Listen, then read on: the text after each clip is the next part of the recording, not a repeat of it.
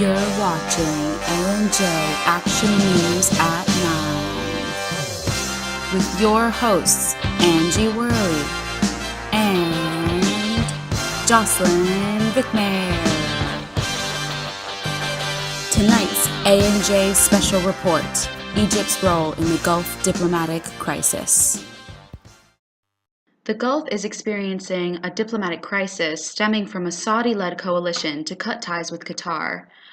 This originally occurred in June 2017, and the states involved are those pictured here: Bahrain, the United Arab Emirates, Saudi Arabia, and Egypt. And their main cause of this dispute stems from accusations of Qatar supporting terrorism and violating a previous 2014 Gulf Coalition Council Agreement, also known as the GCC.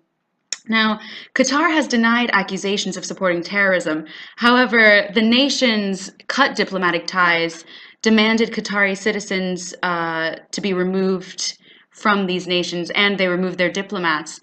In addition, land, sea, and air traffic routes were cut off, and the border with Saudi Arabia was also closed. These states have created a list of 13 demands to be fulfilled in order for them to halt their sanctions.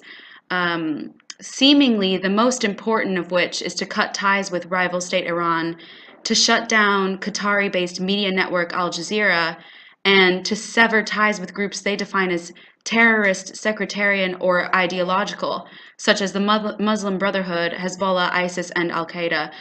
Taking a quote from the Saudi Arabian press agency, it kind of summarizes their thoughts.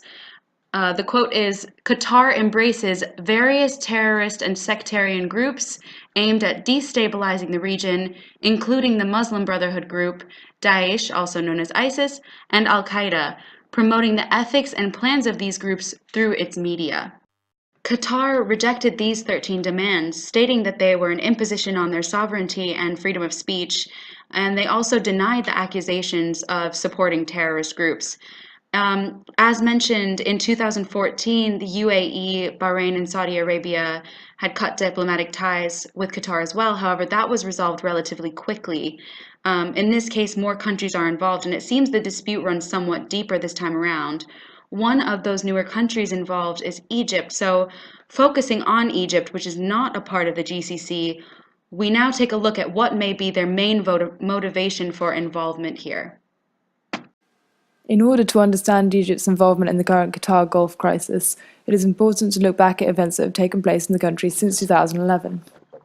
Egypt was governed under a dictatorial regime led by Hosni Mubarak for 30 years, but in 2011 popular protests forced him to stand down.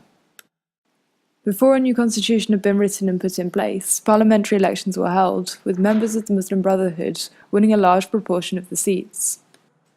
In June 2012, Muslim Brotherhood representative Mohamed Morsi won 51% of the vote in a presidential election that pitted him against the last prime minister under Mubarak's old regime.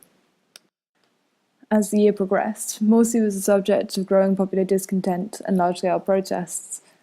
He was perceived to be abusing his presidential power, having taken over most of the military's control while failing to address Egypt's social and economic problems.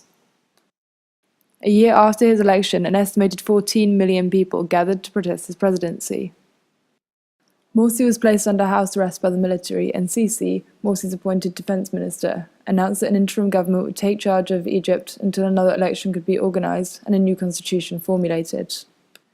Headed by Sisi, control over Egypt has been concentrated in the military since the 2013 coup.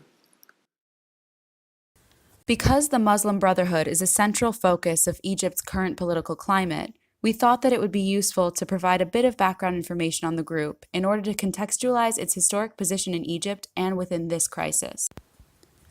The Muslim Brotherhood is a Sunni political Islamist group founded in Egypt in 1928 and has been active in many Middle Eastern countries.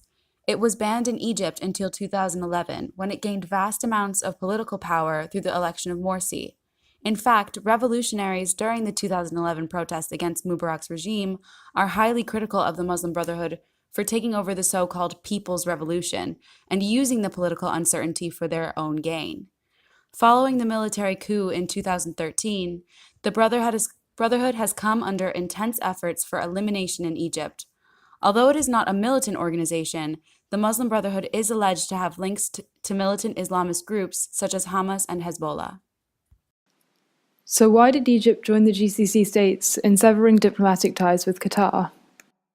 First of all, it seems that Qatar's support for the Muslim Brotherhood undermines the campaigns of Egypt's military rule against the Islamist group. As an oppositional political organization, it is seen as a threat to many Gulf state autocracies. Arguably, this is particularly true in Egypt, where the Muslim Brotherhood held substantial political power very recently. Secondly, Al Jazeera has consistently been considered a thorn in the side of many authoritarian regimes, continuing to cover ongoing affairs in Egypt under Sisi's government. This includes investigations into allegations of torture and the persistent political failures of the regime. The network has been blocked in Egypt, but efforts to close it down entirely could be seen as protecting all autocratic governments in the region. This concludes our Egypt Special Report. Stay tuned for more analysis of this subject throughout the semester. Hope you enjoyed watching and have a great evening.